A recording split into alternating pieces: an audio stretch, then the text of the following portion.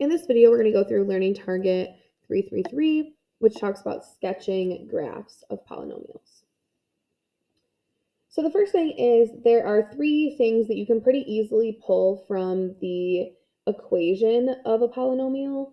And so if I give you an equation, you need to be able to find these things. So the degree is the highest exponent. And then as a reminder, remember even means same direction and odd means opposite.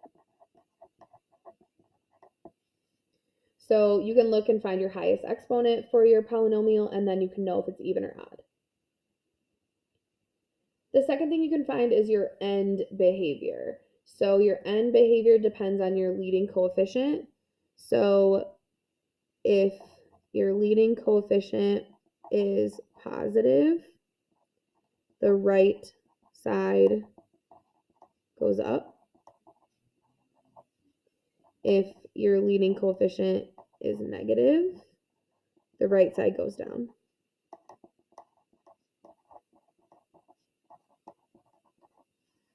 So you can figure out what the right side does, and then you can use the fact of whether it's even or odd to tell you if your ends go in the same direction or opposites.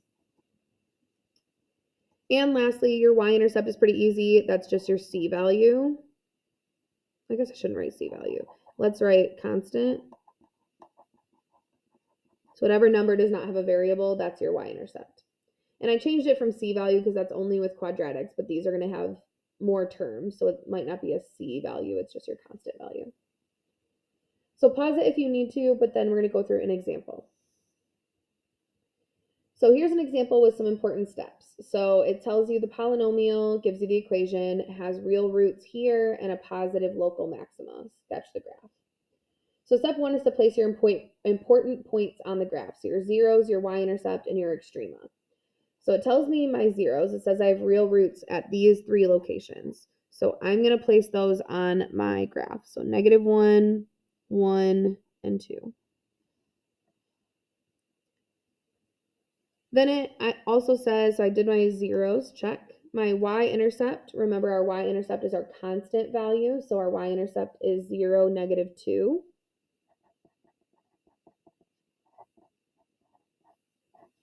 So I'm going to put that on the graph as well.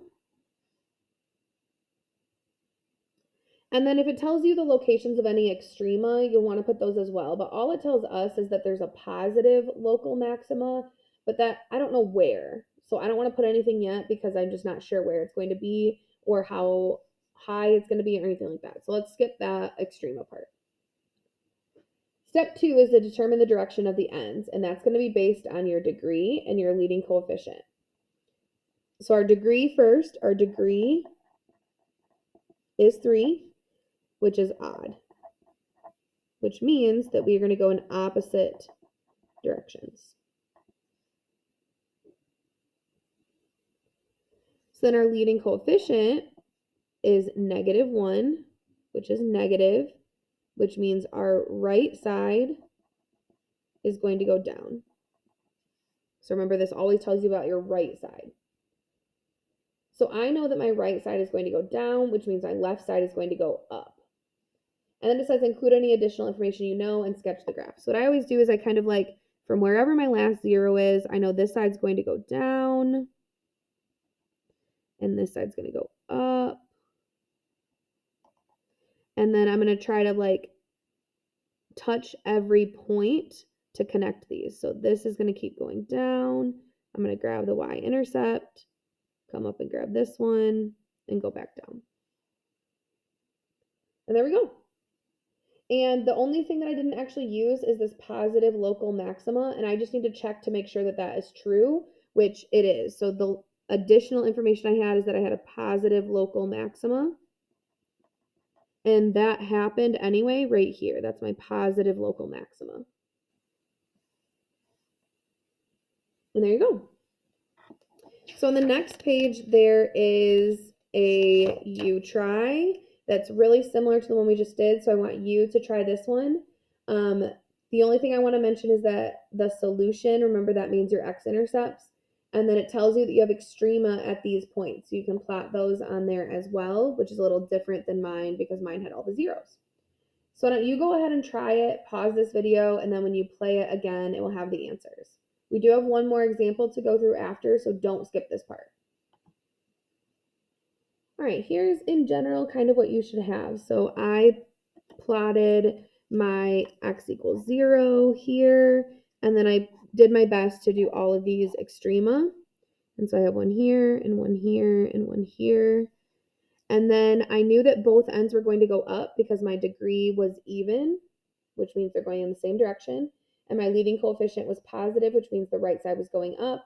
But since they're going the same direction, they both needed to end up at the ends. So that's kind of what it should look like. Yours can look a little bit different, but in general, you want to make sure you have a very similar looking graph. Now let's do this last example, which is just a little bit different. So this one doesn't give you the actual equation. It just says sketch a graph, which has an odd degree, 5 real zeros, a positive relative max, and it tells you this sentence. So you kind of need to break down what all of this means because you don't have the equation to help you. So odd degree means opposite directions. 5 real zeros means that I need to touch the x-axis 5 times. And at some point, I need to have a positive relative maxima. So I need to have a hill up on the top part of this graph. And then this sentence, I need to break this down. So first, I need to figure out if this is talking about the right or the left. It says as x approaches infinity, positive infinity is to the right. F of x, which is our y, approaches infinity, which means up. So the right side of the graph is going to go up. And since they're opposites, the left side of the graph is going to go down. And so this one doesn't really tell me where anything needs to be. It doesn't tell me where these zeros are, where the maxima is. So I'm actually just going to start. And I know that my left side of the graph is going to go down. So I'm going to start with an arrow pointing down. And then I'm going to make sure I touch the x-axis 5 times. So here's 1, 2, 3, 4, and 5. And I end upwards, which is where I wanted to end. If, for example, it told you that you needed to only touch 4 times, that one's going to be a little bit weird because you want to make sure that you still have the right number of turns. So you can do like, I started the same way. Let's start down. I go 1, 2, 3,